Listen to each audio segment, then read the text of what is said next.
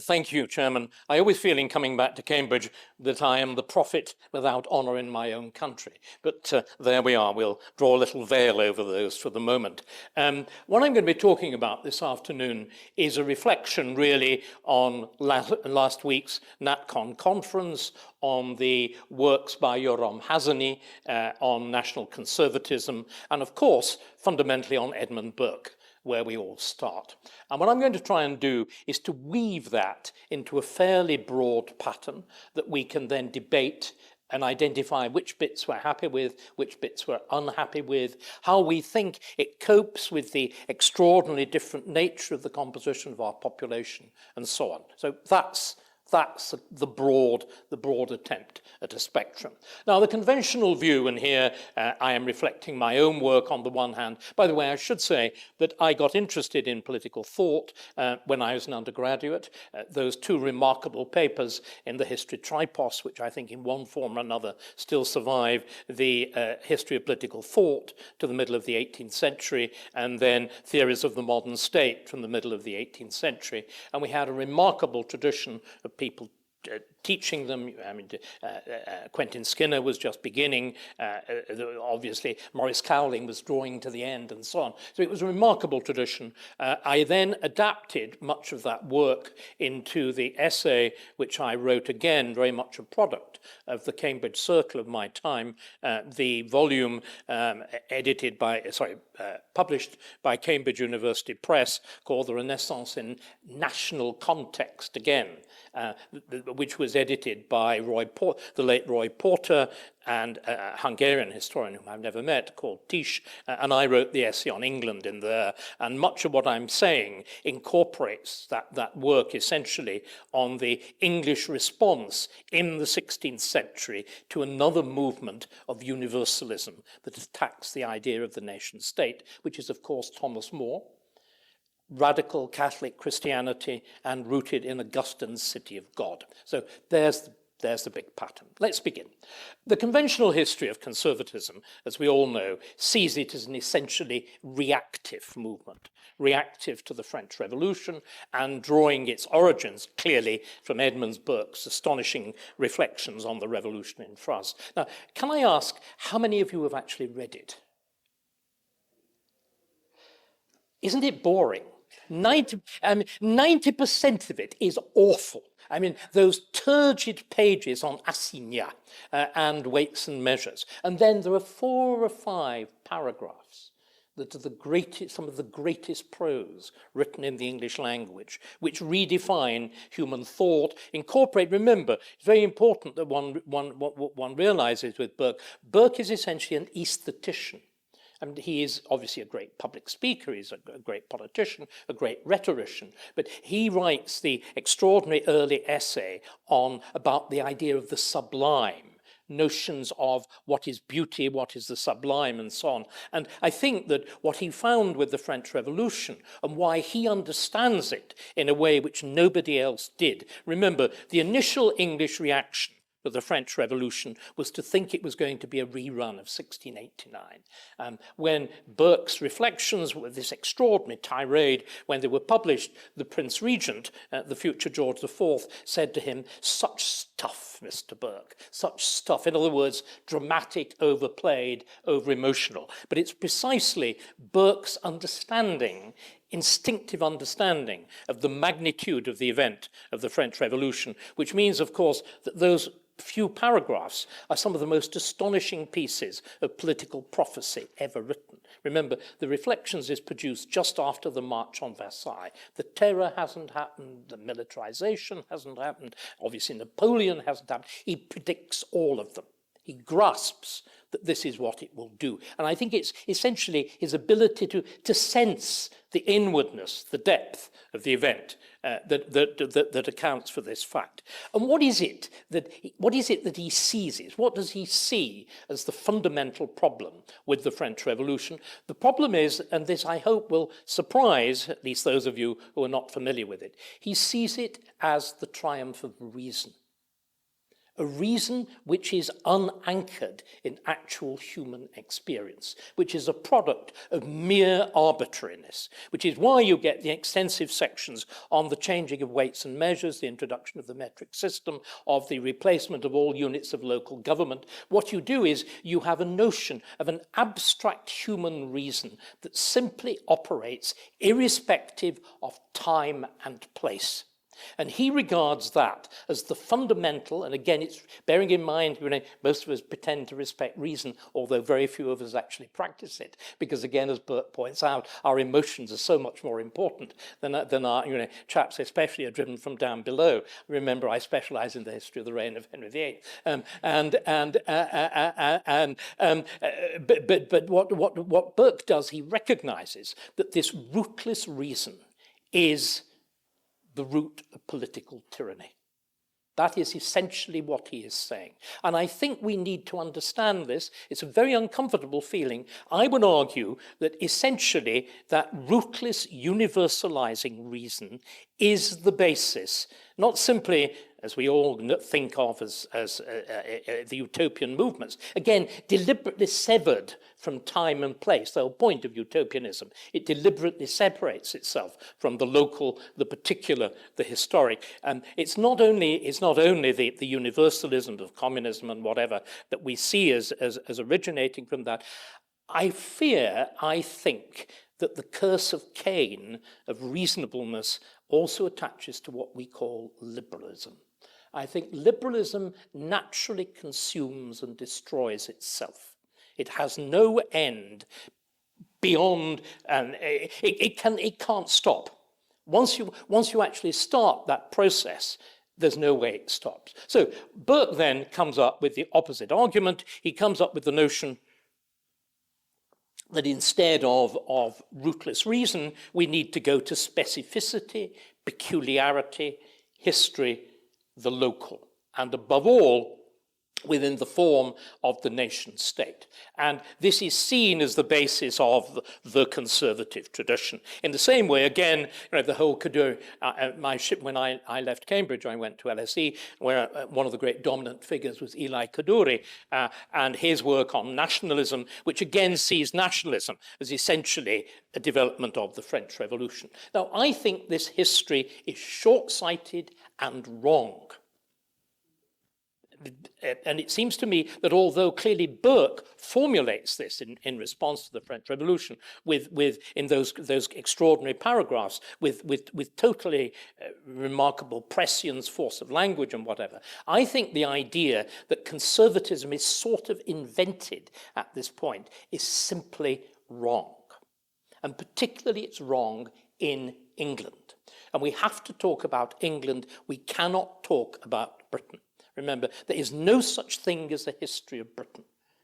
I mean, Britain is an artificial creation from 1707. Before that, there is no such thing, which is why, dare I say it, Simon Schama's attempt at producing a history of it was catastrophic and has never been repeated, because it doesn't actually work. All you can do is produce bland generalities. You can't actually do the specifics, which is the task of the historian. Again, let me just give you a quick illustration, which I hope will show you I'm right. Can there be a more conservative thing than reversing a revolution? There is a single revolution that has been reversed in history, and that is the English Revolution of the 17th century. Now, if that doesn't suggest a profound conservative, do you see what I mean? If that doesn't actually suggest there's a profound conservative tradition, that in other words, that the English polity is so securely based that it doesn't take defeat in war. Remember, the only reason why there's a restoration in France is the defeat of Napoleon.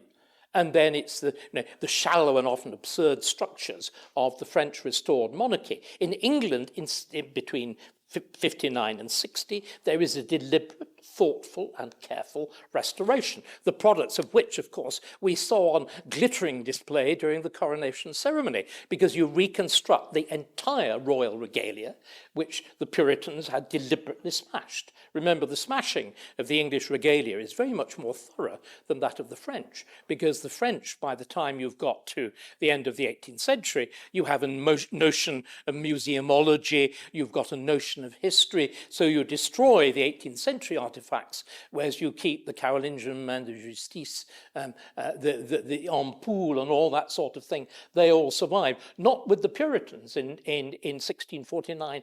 Everything goes. In the same way, the royal collection goes, whereas what the French do with it is something very different. They create the Louvre.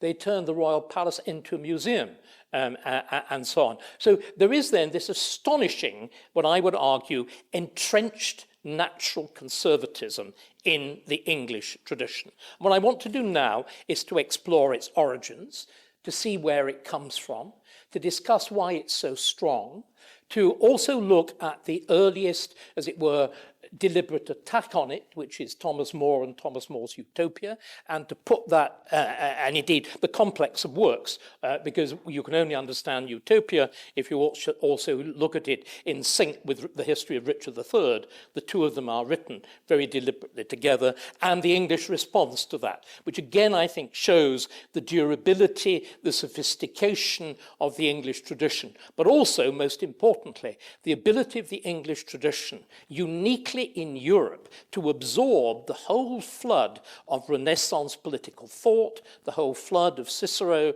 of Erasmus and whatever, entrenching and developing the native tradition rather than usurping and destroying it. So let's then look, where does it all come from?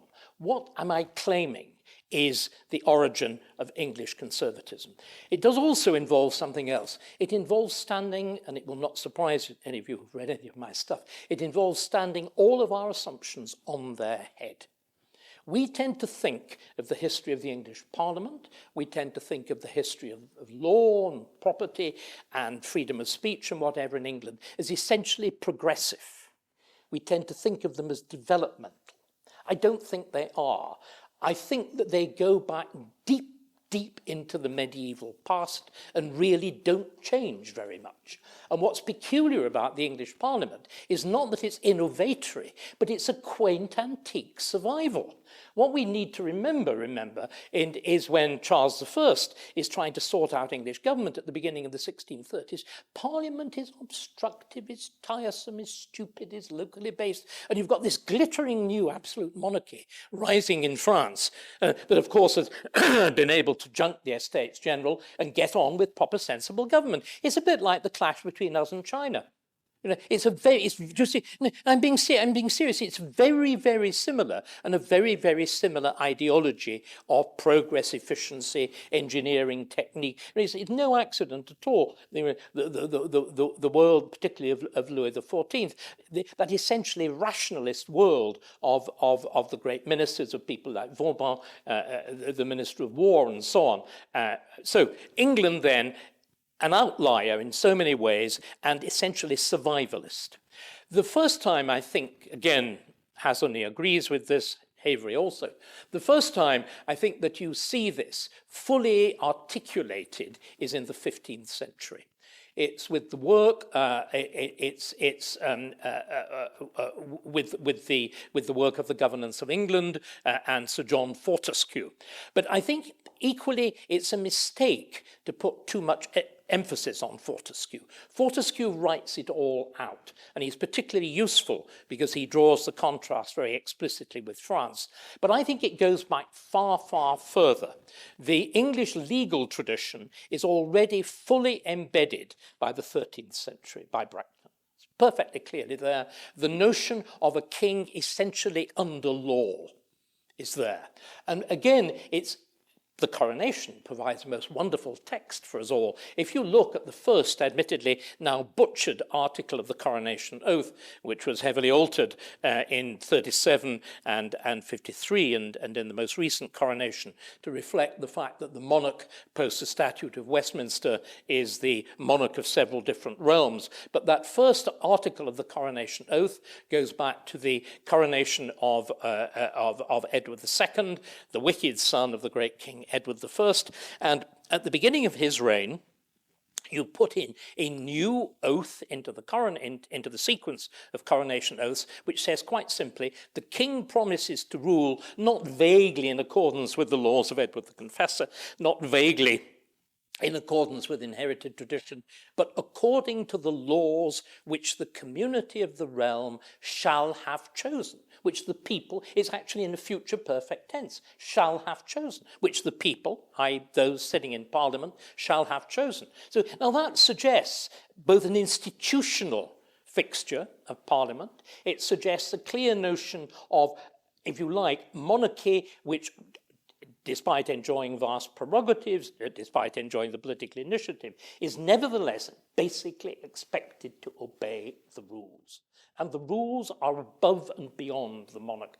And that seems to me to be the essential nature of the English tradition. And again, it's not only, we mustn't forget this, it's not only embedded in Parliament. I mean, it is supremely embedded in the fact that English common law is unique in Europe in offering an intellectual structure which rivals Roman law, that is as sophisticated as Roman law, and is also, again, anchored in physical institutions. Many of you, because you will despair of actually making a decent living as academics, and you'll be quite wise to do so, will flee into the embrace of the legal profession. And you will go to the Inns of Court in London, which are the great rivals of Oxford and Cambridge in the Middle Ages. Oxford and Cambridge were essentially clerical training schools for the clergy and future clergy, whereas the Inns of Court were the lay training schools for the sons of the gentry who were going to go subject to equally ambitious education, but are going to become common lawyers, judges, and so on. And they are, of course, exactly parallel. I mean, if you go and, how many have actually wandered in the Inns of Court in London? Aren't you at home? They look exactly like an Oxbridge College. They are the same institution. They're the same collective household institution. And embodying, of course, a profoundly continuous conservative tradition of a view of law, the independence of lawyers, a legal again, continuities of dress. If you actually look, we have paintings. Miniature paintings of courts of law in session in the 14th century. The judges are recognizable. They're wearing red bordered in white. Of course, they don't have wigs, they have a coif, which is, in other words, they have a form of headdress, because that's a sign of being a sergeant at law, which was then the equivalent of KC, of King's Counsel. So you have it embedded in a parliamentary tradition, you have it embedded in a legal tradition, and of course you have it embedded in an extraordinary tradition of local government. Many of you, I know, work in the history of the counties going way, way back beyond the Norman conquest. And again, that extraordinary interchange between your position in the county, your position at court, and your position in Parliament, how all of these things overlap. And that tradition, then, as I said, I think it's explained, it becomes fully conscious in the works of John Fortescue, and what he does, of course, is distinguished sharply between the two traditions of England and France, the two forms of governments, the English governments being what he calls dominium. He uses the term dominium. He doesn't talk about state, he uses dominium, again, a term taken very much from the Bible, which, again, that's how it gets into becoming about the dominion of Canada, Australia, New Zealand, and whatever. But the dominium politicum et regale, the political and regal dominion, which is England, and the dominium regale, which is France. And the essential issue is property right. The essential issue is the sacredness of property, which means the only way you can tax is by consent, and by consent in Parliament. That's what it's grounded in. And it seems to me to be absolutely right. And if you then look, I mean, just as a kind of little side note, if you then look at Henry VIII, with that gigantic attack on the rival structure to the state, Church, of course. Yes, of course, he plays fast and loose with the other articles of his coronation oath. But does he leave property completely untouched? The only property that's confiscated is that of the church. Every minute obligation of every monastery to every lay person is honoured. Every deal is honoured. And there's evidence of sheep sales. Okay, somebody, the abbot, just before either he's hanged or the monastery is closed down, has agreed to sheep sale. The Court of Augmentations honours it. That absolute respect. And again, the instinctive pulling back of even a king as absolutist as Henry VIII from attempts at serious extra-parliamentary taxation. It is respected. So that's the position then at the beginning of the Tudor period. And it's remarkable again, and I think we do need to be aware of this. Fortescue writes, and this is something I think so important, in the same way that, that Burke had that extraordinary stimulus of the French Revolution, in other words, of the local moment. And so much, remember, the term something is an occasional piece, it's written because of a response to the moment, tends amongst most academics to be a term of denigration and contempt. Can I remind you, nearly all great literature is occasional. Nearly all great poetry is. It's a response to a moment. And in the same way, Fortescue is a response to a moment. It's a response to his exile in France.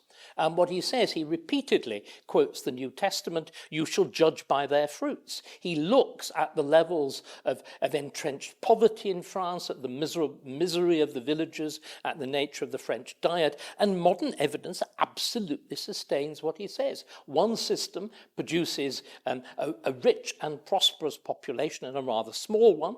The other produces a large and impoverished population with handfuls of vast wealth and a powerful military machine. So that's a position at the beginning of the Tudor period. And then you get this extraordinary work of Thomas More.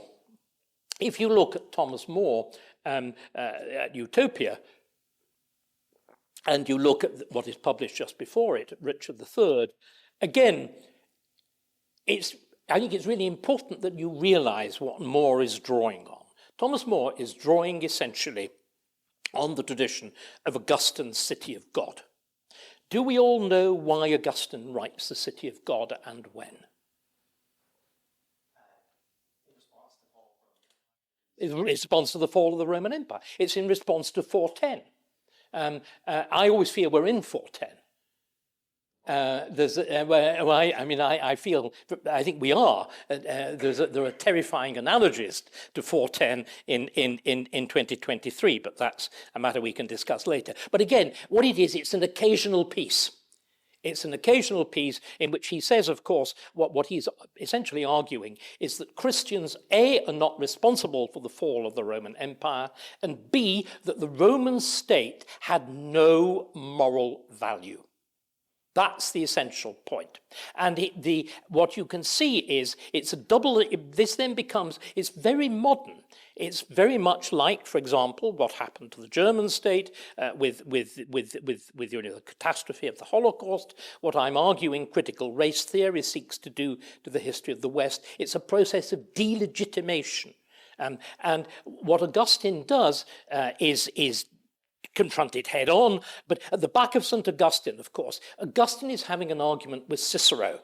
He's having an argument with, he is a great rhetorician himself, he's learned his rhetoric from Cicero, and he's having an argument with the text of Cicero, which has unfortunately, well, had largely disappeared. Large chunks of it have came to light in the early 19th century, the De Republica, which is the standard defense of the Roman state as a legitimate state that commands moral assent. Because what we as conservatives should be doing is arguing of the moral authority of the nation state. That seems to me, that is what the fundamental issue that national conservatism is about, which is to argue that the state does not derive its authority from general principles, it does not derive its authority from universal human rights. It derives its authority from a continuous, deep-seated, deep-rooted historical tradition.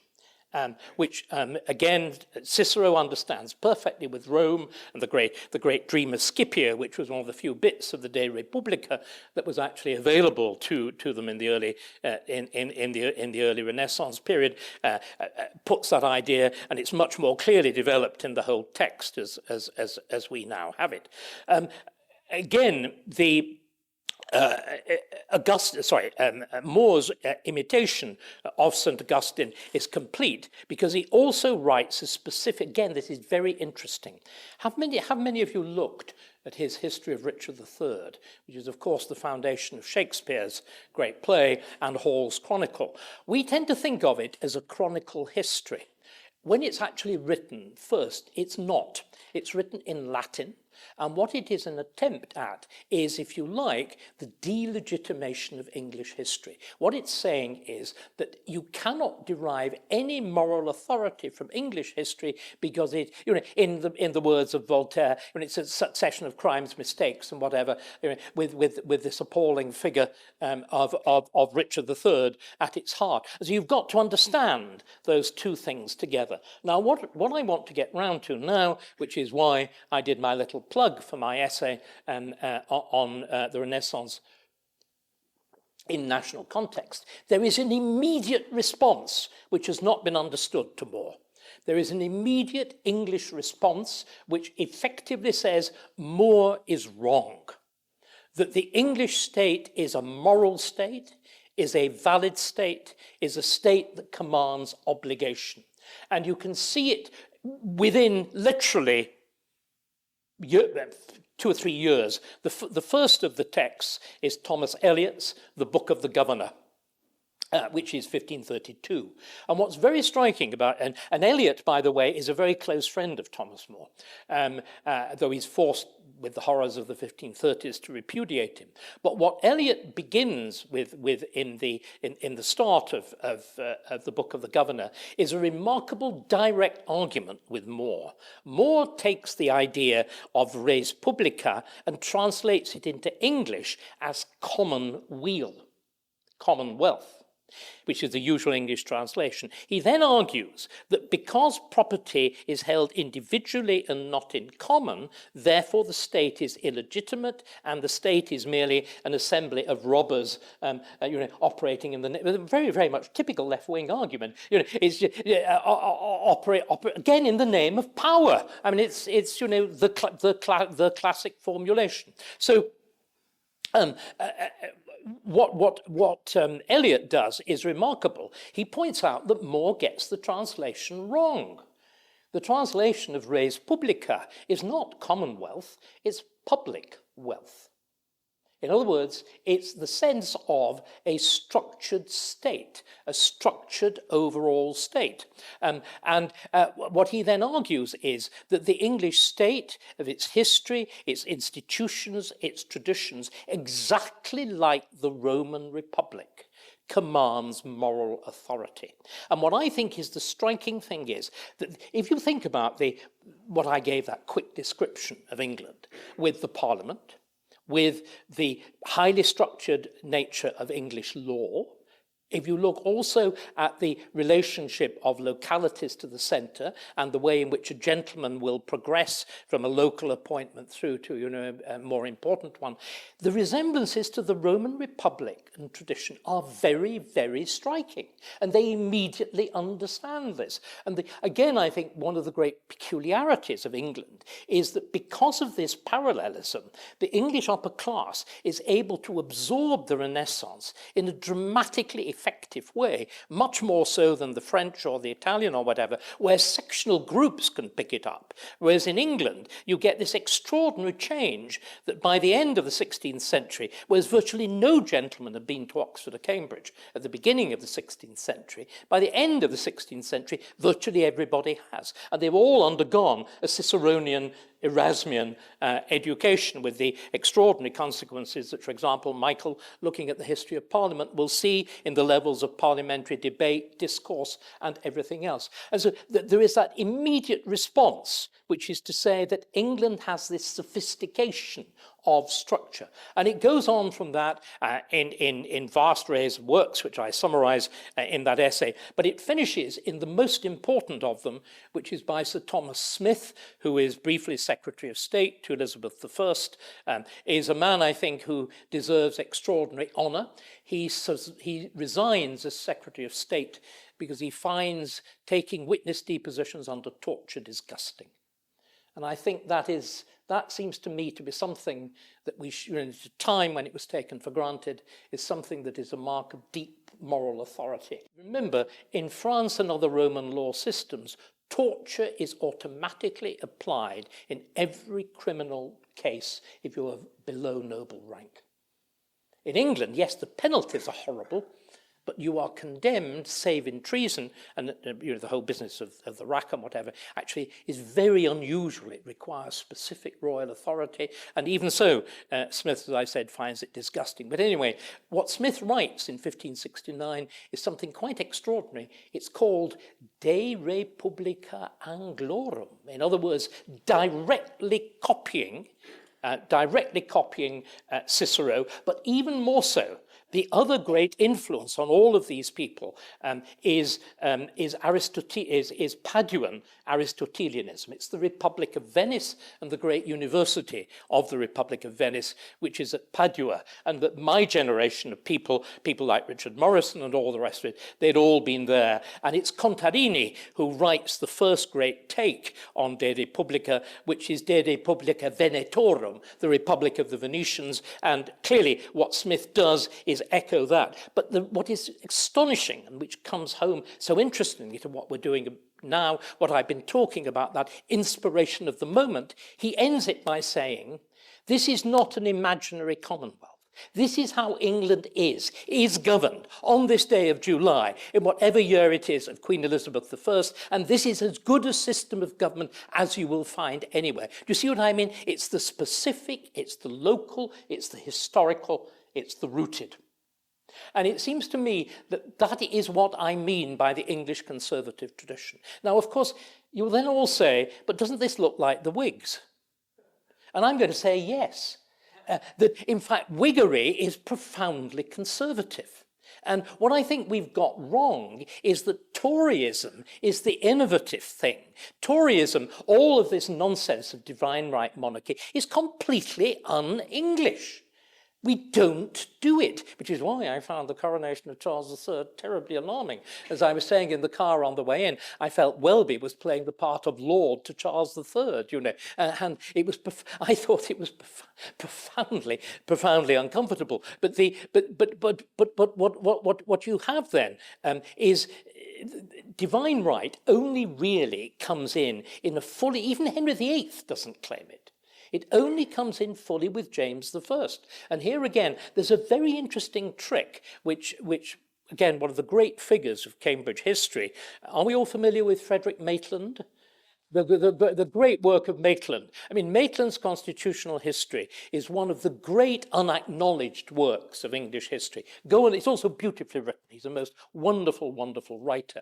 But there's an extraordinary footnote in that, in which he picks up on something that I've looked at a lot. You know, I've worked a lot on the will of Henry VIII, the fact that it's only authorized by the signature by stamp and so on. But what's remarkable about it is, remember, James I succeeds to the English throne in complete defiance of Act of Parliament. And Maitland picks this point up. The Act of Succession, Henry VIII's various acts of succession and his will exclude the Scottish line on the grounds that it's foreign born. And the Privy Council looks at this, I can't remember, it's 1566 or 1567, which is, you know, the first great succession crisis under Elizabeth. They take one look at it and they do that very typical English thing. They say, God, this is difficult. Well, we can't do anything about it, can we? Well, let's just forget about it. So there's a special chest constructed with two very elaborate locks. Henry VIII's will is put in this. They find a peculiarly strong and obscure part of the treasury of the receipt of the exchequer, and it gets left there. And the keys mysteriously seem to get mislaid. And that's how the issue is dealt with. James knows this.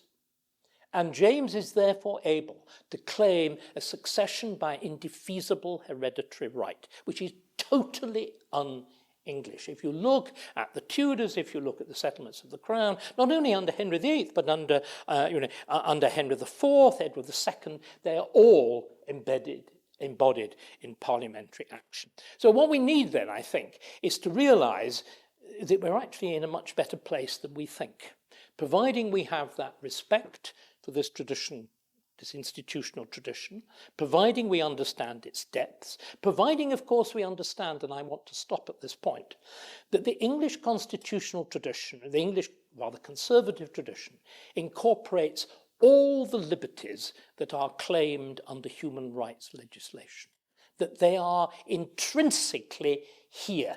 They were invented here, and they're not invented according to general principles. They're invented according to specific local rules. And when you try to deduce them from general principles, do you know what? It fails. Because manifestly, those principles do not exist. I mean, as Jeremy Bentham points out, the notion of universal human rights is nonsense on stilts. Where do they come from? Who legislates them? Who enforces them? They're not even universal, as we're discovering horribly with the fate of Russia and the Ukraine, and the creation of a new absolutist alliance, the fact that most of the old third world is much more inclined to the absolutist, to the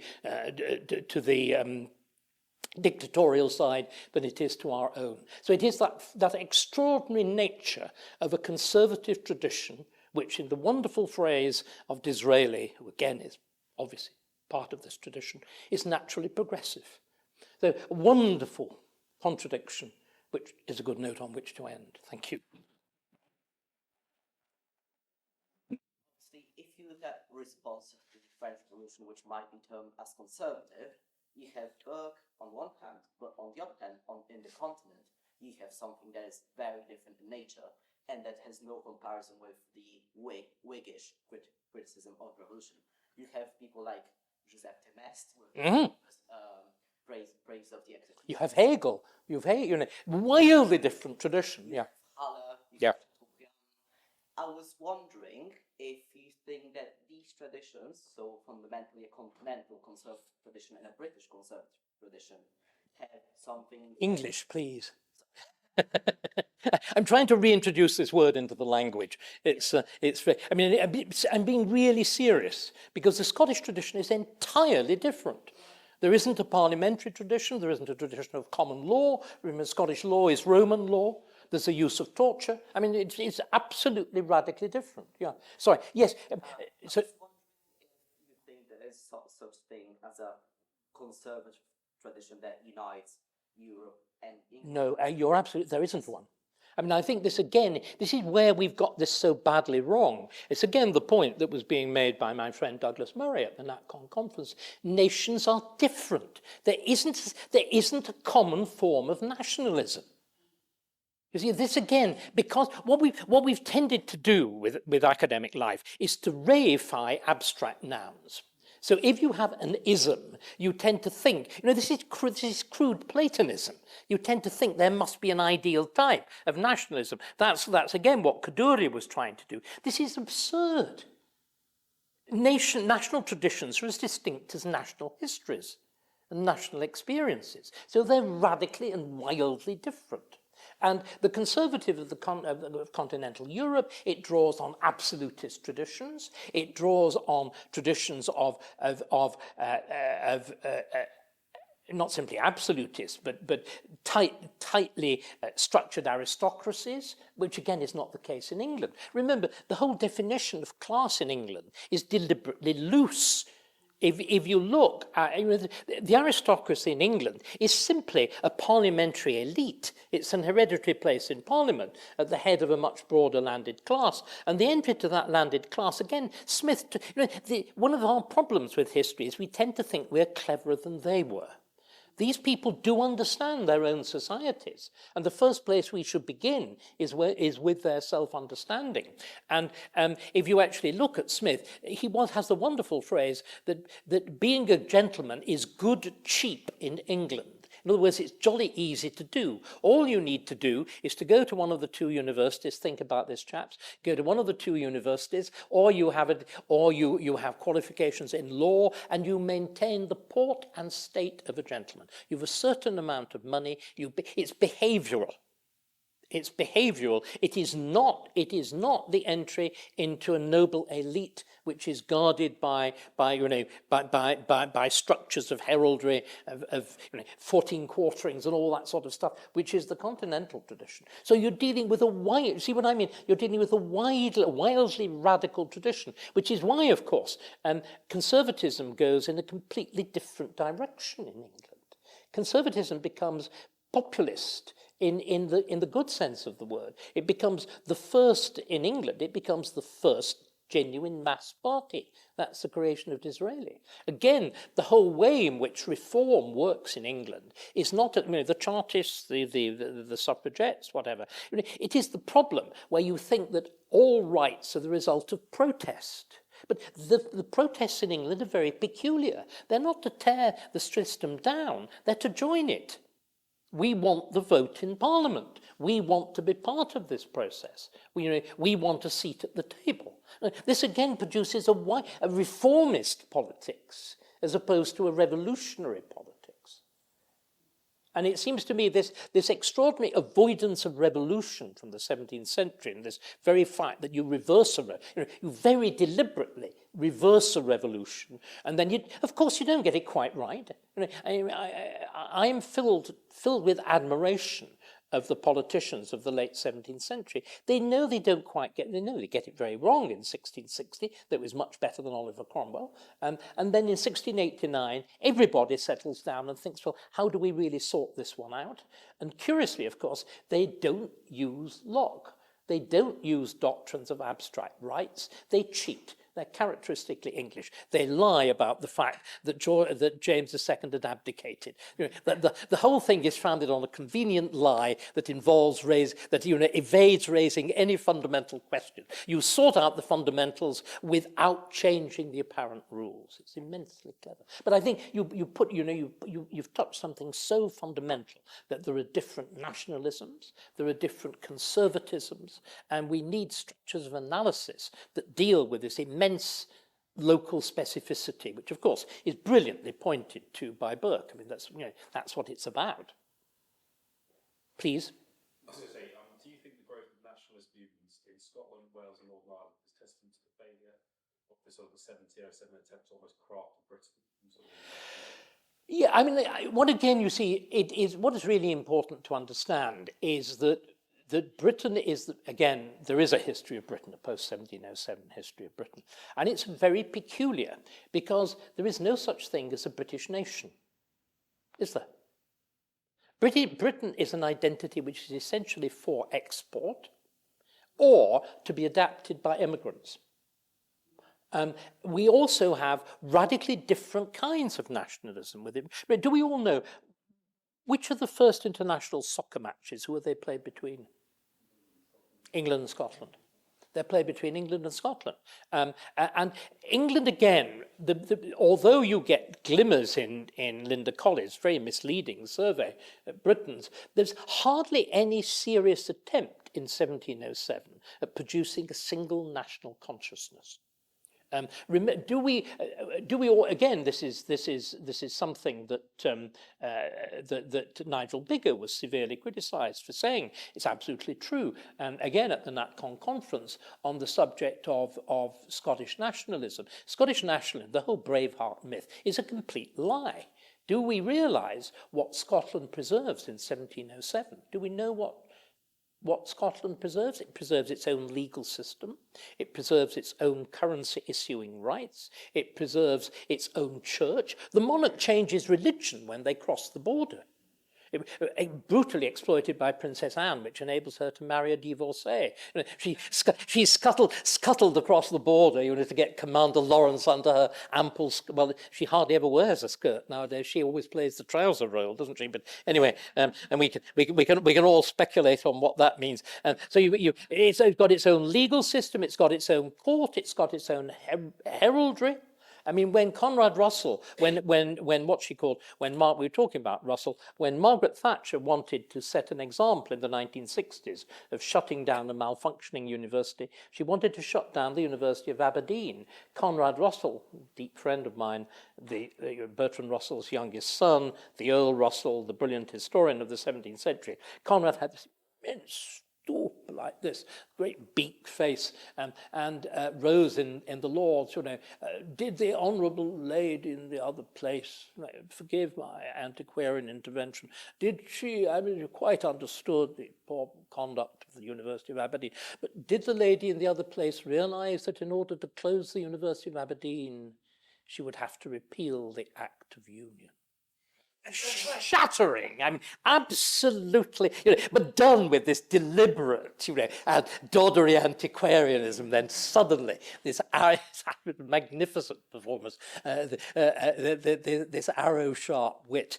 So Scotland preserves all that. In other words, the only thing you unify is Parliament, which is why, of course, the decision to create a Scottish Parliament was a catastrophe. But also Scottish nationalism and English nationalism, Scottish, Welsh, Irish, were all the so-called Celtic fringe, a semi-European style nationalisms. You have national music, you have national dress, you have national myths and whatever. And as H.G. Wells splendidly remarked, it's the glory of the English not to have national dress. Except everybody wears it. This is English national dress. The suit, no, seriously, quite seriously, it's what replaces the French frock coat in the early 18th century when the world starts to do business as opposed to ponce around in sedan chairs. There is this extraordinary transformation because it's based in hunting dress. You can actually wear it outside because it's made out of a wool worsted as opposed to the silk. So there are these very different traditions. But of course, the English nationhood, have you all read 1066 and all that? Great. How does it end? But why? No, what's the actual line? It's such a good line. That's full stop. America becomes top nation, and so history comes to a full stop. Because the English identity that held Union together was top nation identity. The attachment to English law is the best. We've got the biggest industry, we've got the best system of law, we've got the mother of parliaments and whatever, which is why the slow fall of empire has had much more and very much more deleterious effects in England than in Scotland, Ireland, Wales. It's unbalanced the thing.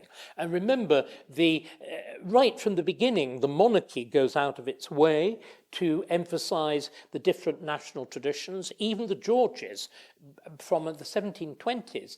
All the royal princes are given an English title, a Scottish title, and usually an Irish title, and then latterly a Welsh title. And then you get the deliberate development of the Welsh Guards, the Scots Guards, and particularly you will get individual politicians. So it's Lloyd George who really invents Wales. And the first inauguration of a Prince of Wales in Wales ever, or since the reign of Edward I, is that of the future Edward VIII at Carnarvon. Except we always called it Carnarvon in those days. We didn't pretend to be Welsh. At Carnarvon, and again you invent Cardiff, which of course is a new town. Built out of Stuart money, built out of Bute money and coal and slate. You invent that as a capital, and you begin to construct again under Lloyd George. You begin to construct a Potsdam classical Baroque capital in Cardiff. You create a great government quarter, building of which dies with the First World War. So it was always this very, very delicate balance with, of course, the empire. I mean, why does Scotland and England come together? Well, here Colley's absolutely right. The Scots have had the catastrophe of the Darien scheme. They're bankrupt. They want a place in the English empire. And this notion of Scots being colonized, the Scots were the most efficient and brutal colonizers of the British Empire. The entire Canadian banking system is Scottish. The most effective Calcutta merchants are Scottish. Honk and Shankers is completely Scottish. It goes on and on and on. But so once the empire isn't there to contain it, and again, you see, we don't use the educational system. If you look for example, France, before Jean Jaurès, at the end of the 19th century, French dialects are pretty well mutually incomprehensible at very short distances. And what you do in France, as you've done in America, you introduce a deliberately unifying system of national education. We've never had that in Britain, because education was the prerogative of local authorities, of schools, of charities, and there was never any. In other words, Britain is not a state. One of the reasons we're managing things so badly is that the state comes into being like, people talk about the British Empire being acquired by accident. That's not true. But the British state is certainly a product of accident. It's a product of the two world wars. And it comes in a completely unstructured, unthought through fashion, of which we're now reaping the consequences. So,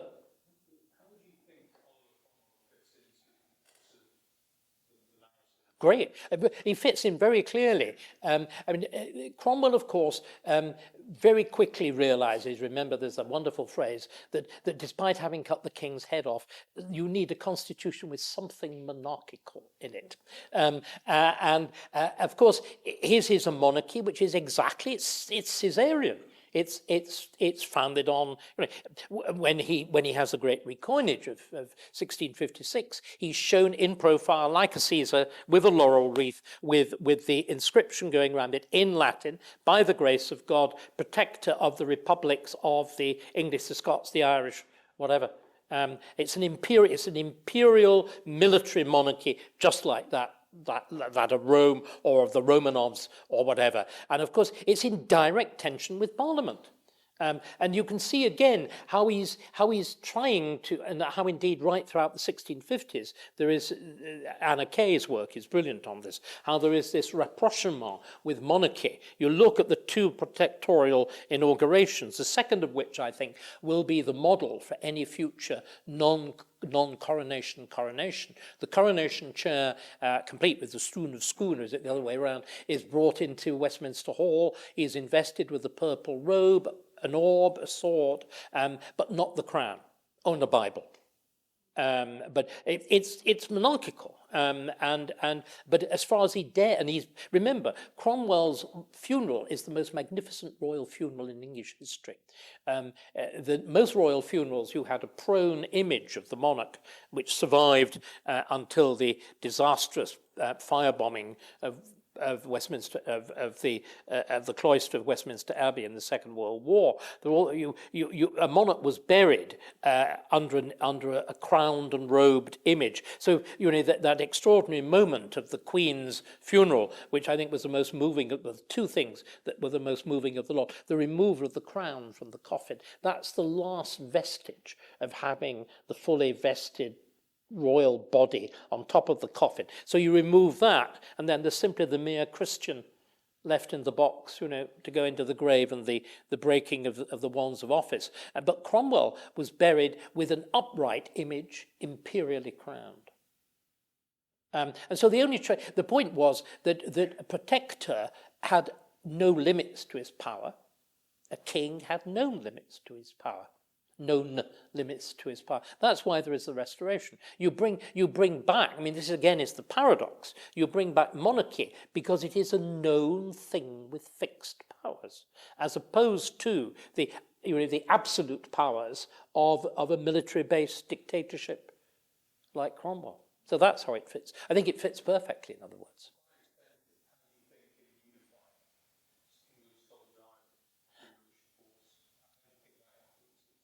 Well, you're right. He's the only person ever to have conquered the whole of the British Isles. He beats both Edward I and Caesar. Cromwell is a most astonishing figure. If he'd lasted, England's history as a great power would have been 50 years earlier. There's absolutely no doubt about it. You could see he would have been, he would have beaten Gustavus Adolphus. Both as a general and the extraordinary explosion of England, which of course happens from 1689 onwards, all the things which are summarized in the new monarchy, which is announced the history of coronations, obviously I'm interested in it, but the history of the new monarchy is announced with absolute clarity by Bishop Burnet in the coronation sermon of 1689, when he hails this new middle road. We are, on the one hand, we are not subject to the tyranny of Louis XIV, and on the other hand, to the rule of the rude multitude, which we've just escaped from. Instead, we're a monarchy of reason. And the elevation you then see, if you look at the... how many of you have been into the Painted Hall at Greenwich? It's one of the greatest buildings of England, in fact, I think of Europe. And the Thornhill scheme is extraordinary. Obviously, there's William and Mary in the middle in an apotheosis, with William's foot resting on the neck of a naked Louis XIV, painted as a kind of savage. It's wonderful, you know. As I would say, all bad ideas are French. But anyway, so you have that symbolized there. But everywhere around it, it's the monarchy which is a triumph of the telescope, of reason, of industry, of commerce. It's that sort of liberal economic free trading monarchy. It's an astonishing image. And a lot of that could have been anticipated under Cromwell, but of course, you know, the sectarian roots of the thing, the military roots of the thing. And again, the extraordinary deliberate way in which the fangs of that are drawn in 1616, which is the deliberate pulling back. The way in which, again, it's very characteristic. Exactly the same thing happens with the American Revolution. The fact it doesn't become a military dictatorship. The founding fathers are so completely aware of that precedent, unlike the French, who slip straight into the Napoleonic trap and never really escape from it. I must confess, one of these dastardly centralisers who doesn't really regret the British nation after 45. But I'm going to go ask a different question. I enjoyed your sort of synoptic discussion of English history, but there's one missing aspect, namely Christianity, completely missing, which I think as an atheist I somewhat appreciate. But lots of people at the National Conservatism conference would not. They want to sort of create kind of a Christian state, a Christian commonwealth. I was wondering sort of what's your thoughts on the role of Christianity today and historically. Well, clearly, I mean, the whole issue of a national church under Henry VIII is very much part of this story. It has to be. Again, we haven't talked about the way in which the language is so profoundly affected by politics. Remember, everything that we tend to think of as happening under Elizabeth, in other words, the reform of meter, verse, vocabulary, all happens under Henry. It all happens in the 1530s. Again, in the name of religion. But what I think is most important, and I think this really does matter, is that Henry VIII establishes the precedent that the Church of England is an Erastian church. The church is subject to the state. And any attempt, which of course is exactly what the Commonwealth is about, what particularly the Presbyterian Parliament is about, what the rule of the saints is about giving religion priority over politics, fails. I mean, when Leslie is negotiating the agreement between the Scots and the English Parliament, and you will remember the condition for Scottish support, which is the only reason Parliament wins, is that you introduce Presbyterianism in England. Leslie writes back to Edinburgh and says, you've been cheated. What you've now got in England is, and he puts it beautifully, a lame Erastian presbytery.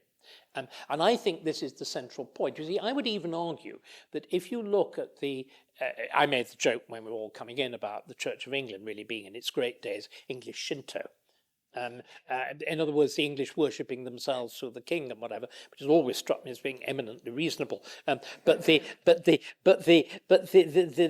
Even if you look at what is supposedly the triumph of evangelism, if you look at the most remarkable thing, as we all know about it, late 18th century England, is this transformation of moral consciousness, which particularly attaches to the issue of slavery. And again is one of the things which I think is most remarkable in this English tradition. Why does it happen? Well, the conventional account is that it comes from a reforming movement. Well, the huge prominence is given to Quakerism. My own family background was Quaker, and also to the evangelical movement within the Church of England itself. See, I think there's another explanation. If you look, what is the most familiar use of the term, that word slave, that you're familiar with in a patriotic song? Rule Britannia. Why? Why is there that sudden line, Britons never shall be slaves? Why? What are they thinking of? Pardon? No, what are they thinking of? The French, of course. Of course, that's exactly what they're thinking of. They see the French as an enslaved people because of the absolute monarchy. If you actually look at all the great cartoons of the or Hogarth's paintings, you see the miserable French peasant, driven more or less with a knout, starving as opposed to the strapping, John Bull, with his entirely healthy diet of about 44 pounds of beef a day, and no vegans there, and all of that. And that's what you see. I think this, I'm being now deadly serious. I think this is why the name slave, why the idea of slavery suddenly assumes the rhetorical power it does. It's not Christianity. I mean, if you look at the Bible, there is no condemnation of slavery in the Bible at all. There is, of course, the famous statement of St. Paul that in the eyes of God there is neither free nor slave, Greek nor Jew, whatever. But that's in the eyes of God, dear. It's not on it's not on earth. It really is not on earth. And I think I see again the peculiar nature of this reformist tradition is anchored in my view of this weird progressive conservatism that we're talking about. That would be how I see it. Of course, by the 19th century, and with the repeated religious revivals, it goes in different directions. But you see, again, you have to look at those religious revivals, the wildly different impact they have in America. Again, another branch of the Anglophone tradition from what they do here. And it's the differences that strike you rather than the similarities. Please.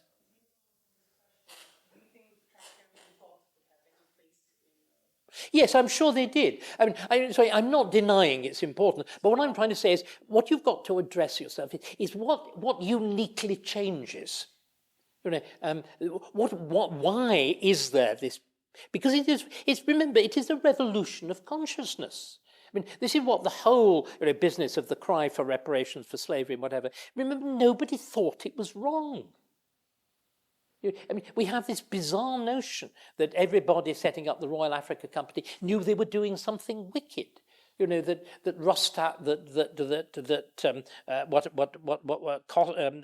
Colston, whatever, thought they were wicked. They didn't. They knew that every culture had been based on slavery. And what we've got to explain isn't that this was a vast name. Of course, we're hypocrites, but it wasn't this vast exercise of hypocrisy. Rather, there is a moral revolution.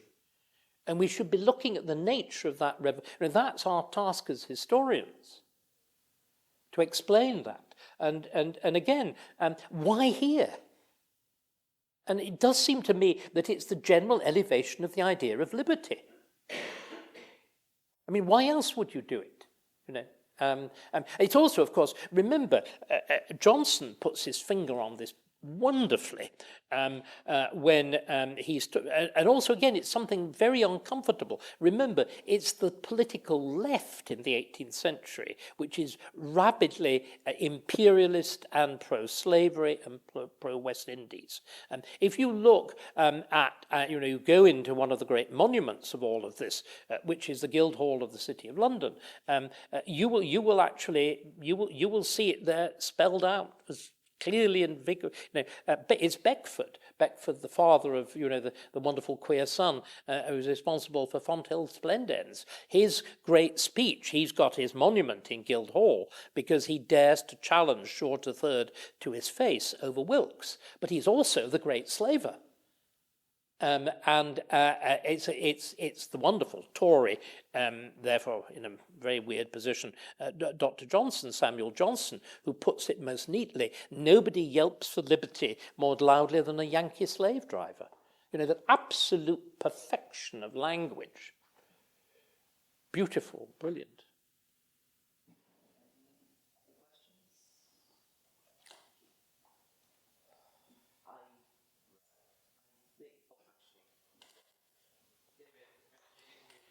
Can you speak up a bit? So you're right at the back. Yeah.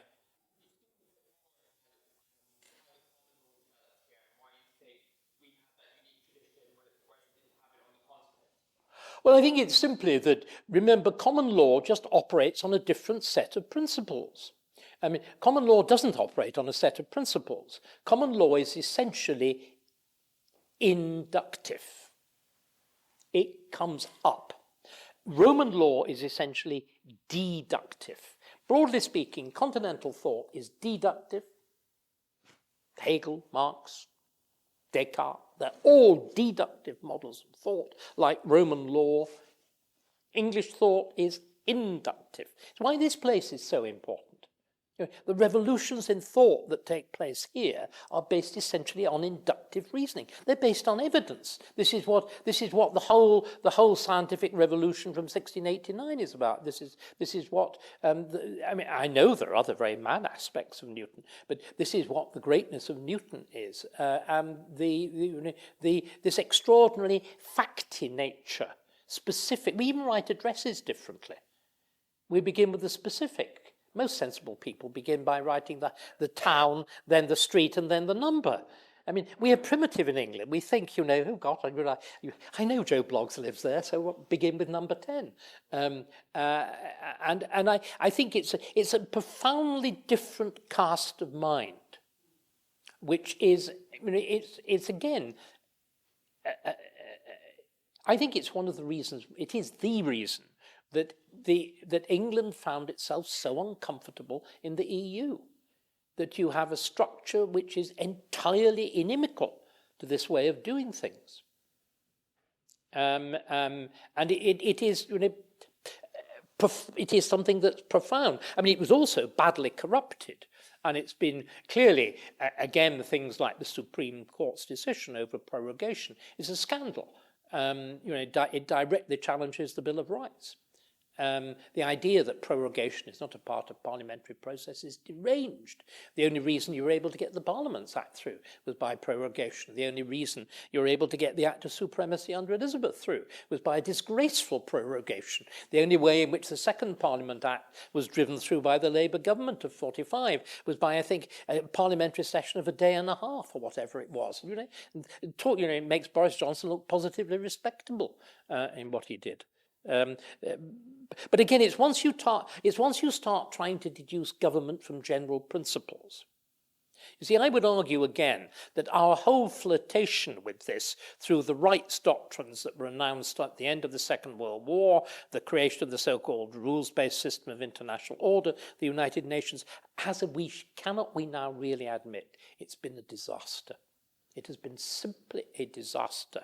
And it's also, of course, been the means by which freedom of speech has been most severely limited. If you're not familiar with the work of Jacob Machangama, please look at it. He looks at the way in which the whole grounds of limitation of freedom of speech to protect minorities was the work of the Soviet Union and its satellites in the 1950s and 60s and early 70s, as the United Nations began work on changing, translating, transforming the Universal Declaration on Human Rights, which is not legally binding, into the convention, which is. I mean, I don't think there's no accident that the structures of the UN have turned out to be as catastrophic as those of the League of Nations, and that we've misunderstood as completely, you know, as the Ukraine has revealed with hideous clarity, in which only a minority of nations support sanctions. All the great southern hemisphere powers are one way or another indifferent to them. In other words, what we think of as a universal system is merely an extension of our local notion of right, with, you know, the whole of neo-Connery being a disaster. That's really another debate. I think dare I say, I'm feeling tired. We'll draw to a close and join me again in thanking Dr. Starkey for this amazing opportunity.